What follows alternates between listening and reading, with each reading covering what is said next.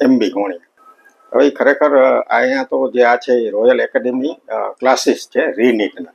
એ જે ઘટના બની હશે એ કદાચ અહીંની કોઈ ઘટના નથી. આ ફક્ત અમે ફરી જે નીટ આપેલી હોય એ સ્ટુડન્ટને બાઉન્ડ્રી ઉપર માર્ક આવેલા હોય અને એને ફરીથી કરવું હોય એના માટેના રીનીટ ક્લાસીસ છે. ના, અહીંયા કોઈ એવી ઘટના બનેલી નથી, કારણ કે અમારે અહીંયા 24 કલાક CCTV કેમેરા છે.